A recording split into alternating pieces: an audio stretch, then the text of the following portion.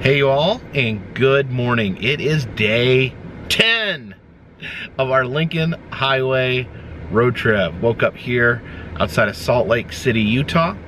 And today may be the most taxing, most arduous day on this journey, because traveling through one of the most desolate areas of the country. I'm a little freaked out, but I know you guys are with me and you guys have my back. So let's get on the road.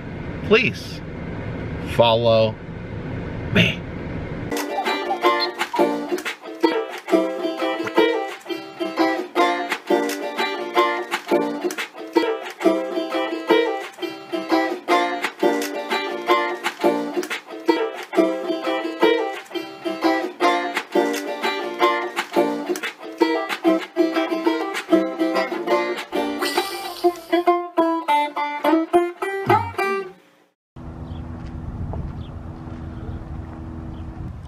Now if you look out there, you can actually see the Great Salt Lake.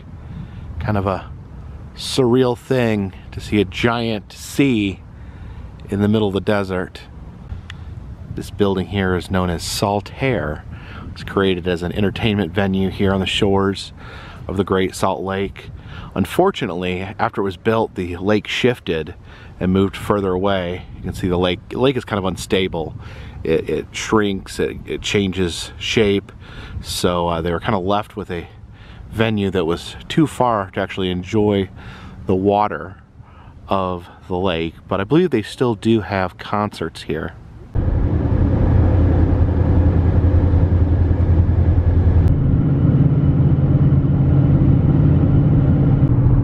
Signs there say drowsy drivers pull over if necessary. I'm guessing this drive is so long that they have issues with people falling asleep behind the wheel, which is an absolute terrifying thought. I always make sure, if I'm feeling even the slightest bit tired, to pull over and get some rest. You just see nothing but salt for miles and miles. Been traveling out here through the salt flats. There's been nothing for the past hour. And then we see this sculpture here, this giant tree in the middle of the salt flats. This is known as the Tree of Utah. You can actually see over here there's like a shell or something that has been shed from the tree to reveal the bright nuts or berries, whatever they are. It is pretty striking seeing this as you're traveling down the lonesome highway here.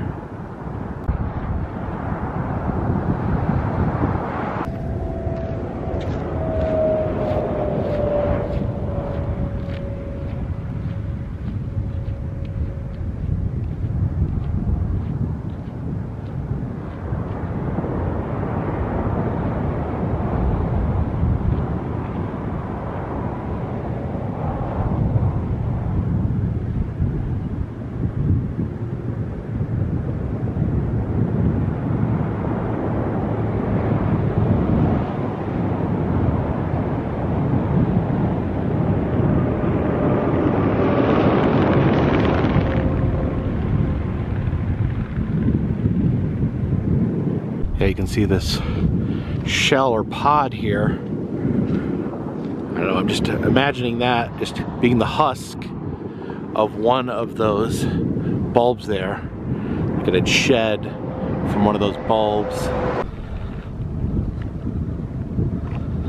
It's guarded here by this barbed wire fence, which I guess is good. You don't want people vandalizing the artwork. See over on the fence here, there's been a lot of love locks attached. Of course, a lot of times people will write their names and a loved one's name onto a lock and put it on a fence where it can stay eternally.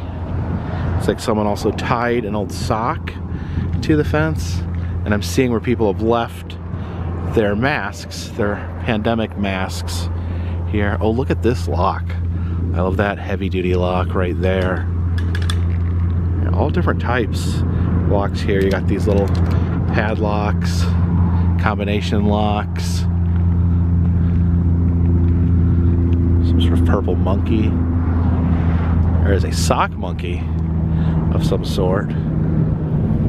This bag of rocks. You don't know what the person may have meant when they put something here on the fence. Oh, I've only seen these locks in escape rooms where they, up, up, down, down, left, left. You gotta solve. Oh, I don't think okay, I almost thought I solved it there for a second. Got a lot of the COVID masks, flowers here on the fence of the tree of Utah.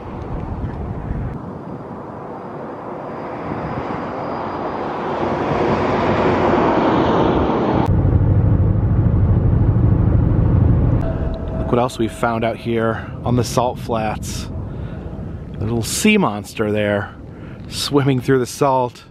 Looks like it's made out of old tires. This salt has a really strange texture to it. It's like gritty on top, but if you actually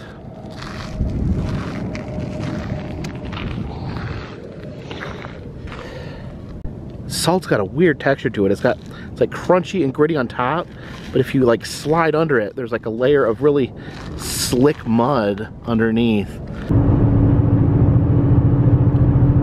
Stopped off at this rest area here. It welcomes us to the Bonneville Salt Flats.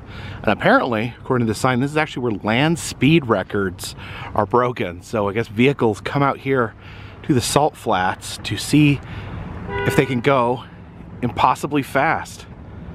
This has completely different texture than the other salt. This is just salt. There's like no mud in it.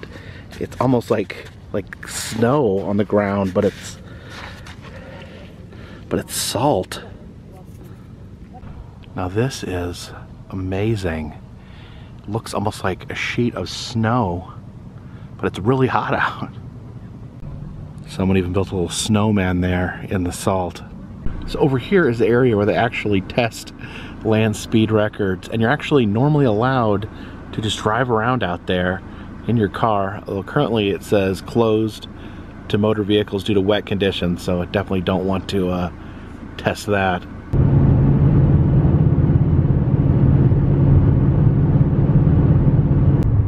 And now it is time to say goodbye to Utah and say hello to the great state of Nevada. We stopped off here in West Wendover, Nevada, and we are greeted here by Wendover Will. Now, Wendover Will here is supposedly the world's largest cowboy, and he actually looks a lot like Vegas Vic. Reminds me of Vegas Vic on Fremont Street in Vegas. I guess Nevada is the land of the giant neon cowboy. So now that we are in Nevada, the real challenge begins. The stretch of Lincoln Highway from here to Reno, Nevada is known as the loneliest road in America. It was actually dubbed that by Time magazine. It is over 400 miles. It is roughly the length between Baltimore, Maryland and Boston, Massachusetts. Apparently there's not a lot of gas and food and supplies. So hopefully we'll play it smart and we'll get to the other side of the loneliest highway in one piece. And so begins the loneliest road. All right, I'm not even entirely sure what animal that is that we're supposed to be looking out for. That sign says next gas 130 miles. Yikes.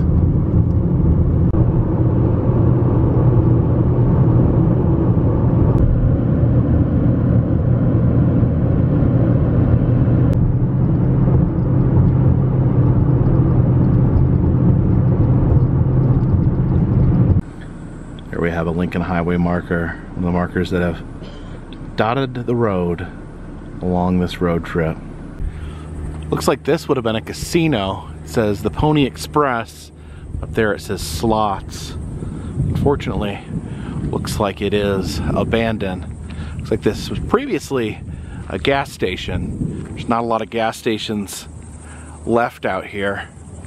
It looks like the gas pump here has been stripped down to its bare bones. Looks like hooligans have smashed out all the glass here. You can see they have some kitchen equipment. I guess this would have been a diner at one point. Yeah, this would have been the bar that food would have been served at. And it looks like this next door would have been a motel. So we peek in here. Yeah, you can see it's been pretty demolished.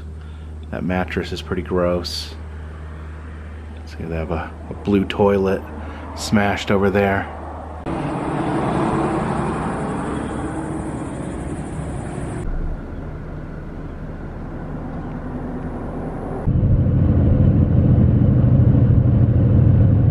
Stopped off in the small community of Mcgill, Nevada.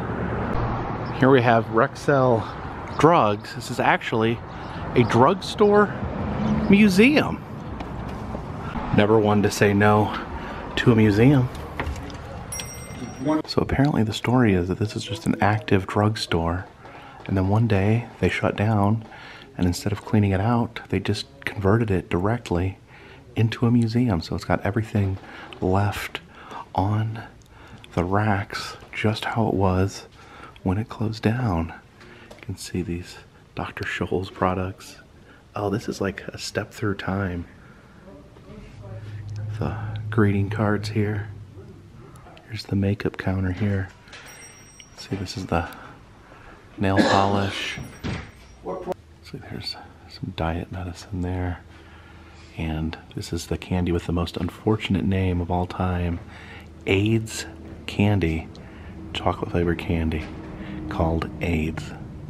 So apparently it was 1980 when the pharmacy shut down here, and everything is just left on the counter from 1980. So yeah, I don't know many places where you could step back in time and see exactly how things looked in the 80s.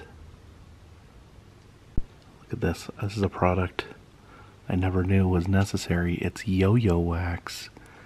Guess you need that to keep your yo-yo operating at full capacity. The pharmacist counter right here. So mortar and pestles used for grinding up medicine. Fucharo health support. I guess these are different, like braces, whatnot. Help your posture, help your back. Have the soda fountain over here. They dispense Coca-Cola.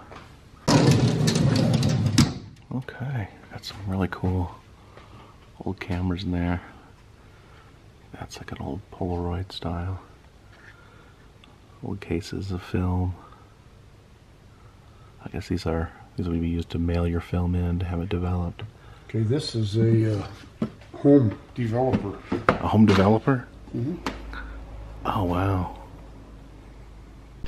Yeah, these are all different varieties of flash bulbs. Go with different cameras. Oh yeah, got the cigars down there still.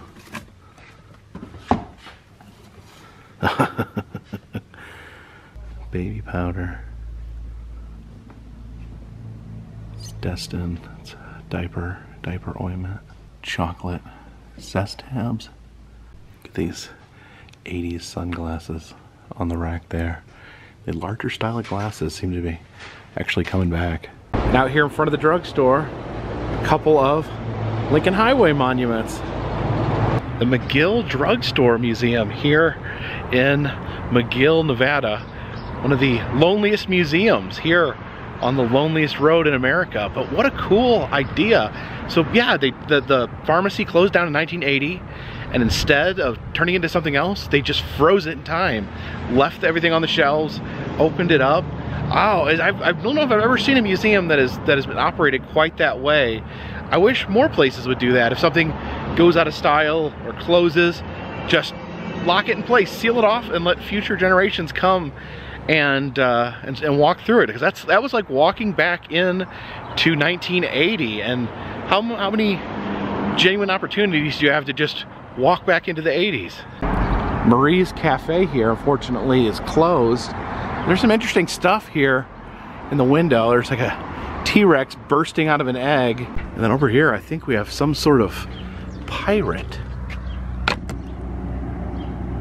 You can see there's ships on each booth. So a pirate-themed restaurant in the middle of the desert. We've rolled into the town of Ely, Nevada. Here at the Prospector Hotel and Casino, they have some awesome dinosaurs out front. Look at that. Big vicious T-Rex there. And then check out this Brachiosaurus. Looks like he's chowing down on a little branch. Definitely want to get some gas while we have the opportunity. It's $5.15 out here, which is not the most expensive I've seen on this trip.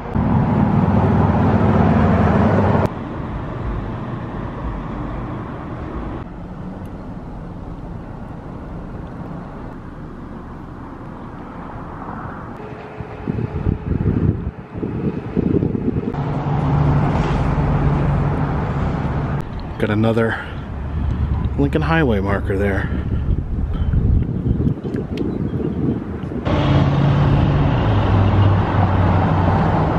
Check out this amazing mural here on the side of the Hotel Nevada. We have a donkey cowboy there. He's got a little campfire going, making flapjacks. That is wonderful. Wow, this is unexpected. Here in Ely, Nevada, they still have a Radio Shack.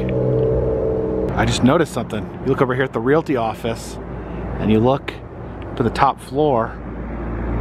There's aliens up there, as well as half human, half animal chimeras. Oh wow. Looking in the bottom window, I also notice this half human, half German Shepherd creature. Just got a car wash the other day, and there's already gallons of bug guts here on the front of my car. Look at that. You can see that mural there has a Lincoln Highway marker on it.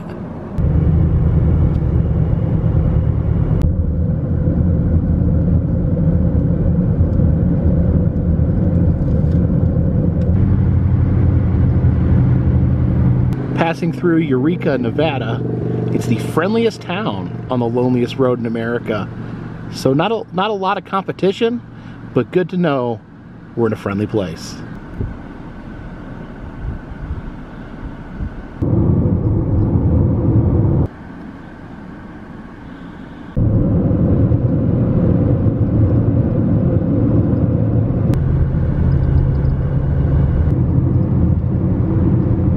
Here's the small town of Austin, Nevada.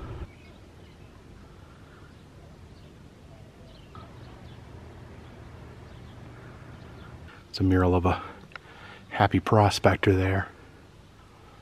Here we have the Loneliest Highway Visitor and Welcome Center. So let's see what they have at the Loneliest Highway Visitor Center. There's a bench in here.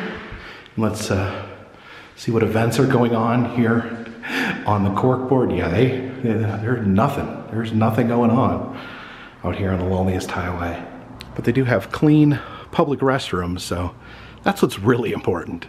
See a little dancing leprechaun there on top of the Owl Club. Does anyone know what these giant crickets are? They're actually jumping all over the highway. They're like splattered all over the highway. And there's jumping giant crickets. It does look like gas prices are starting to climb a little bit as we head west.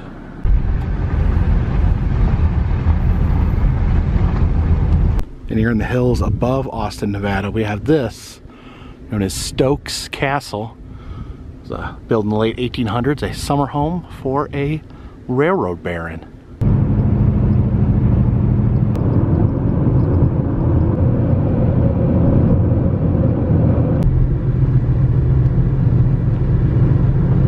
And look at this. This is Sand Mountain Literally just a giant sand dune out here in the desert. You can see there's some people over there with dune buggies. I guess people like to ride up and down Sand Mountain. That is indeed one giant pile of sand. You can see the people over there camping next to the sand pile.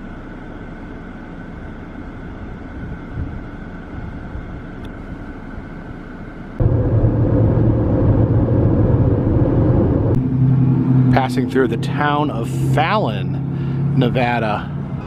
The Nugget Casino there on the corner. There's a Fallon Theater here. Looking at the marquee, it says all movies are free. Wow, that's pretty incredible. Looks like they're playing Kung Fu Panda and Jumanji. They have a little waterfall here right in the center of town. I don't know, maybe I should pick up a saddle while I'm here in town. Wall dog there, what does it say? Sells shoes, make your feet glad. What the heck?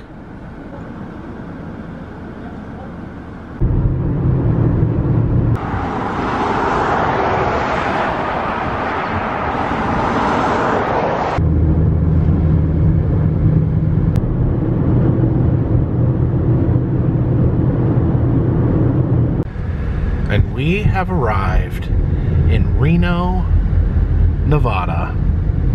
So tonight we're gonna be staying here in Reno. We're gonna be staying at Circus Circus. Now I've stayed at the Circus in Las Vegas. That one actually has an amusement park in it. And I figured I'd give the one here in Reno a try. Looks like we actually take a monorail here to the tower that we're staying at. In our tram here to the Sky Tower. Tunneling here.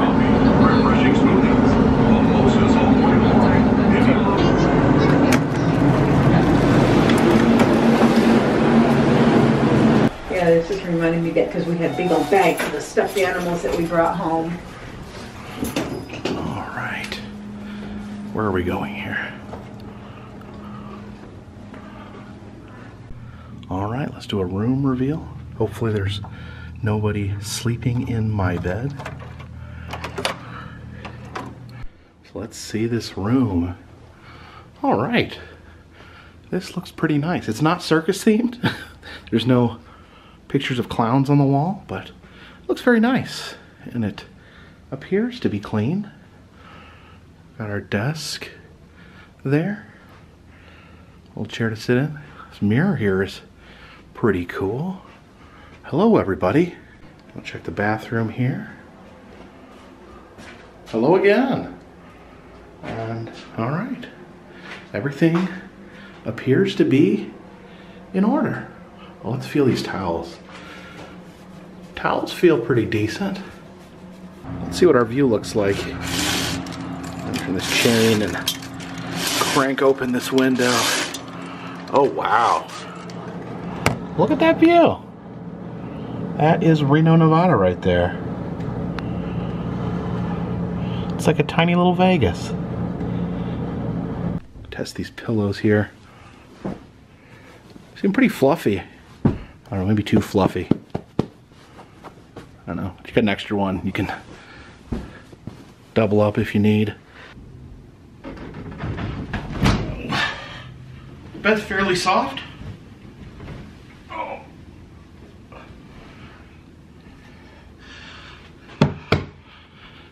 Alright guys, it has been a crazy day as we traversed the loneliest road in America. But I'll tell you something. I wasn't lonely for one moment because I knew that you guys were with me. Thank you so much. Tomorrow, we're going to try to finish the Lincoln Highway road trip. We're going to try to meet the west terminus of the Lincoln Highway, heading here from Reno, Nevada to San Francisco, California. And I hope you guys will join me tomorrow morning. In the meantime, if you'd like to support the channel, consider donating to Patreon. $3 or more will get you a postcard once a month from me to you. Also, we're selling 5 different styles of enamel pens in the Etsy shop. All that information is in the description. And all that helps keep this train on the track, this boat on the water, and this dirigible in the air. Till tomorrow morning, my friends. This one's in the bag.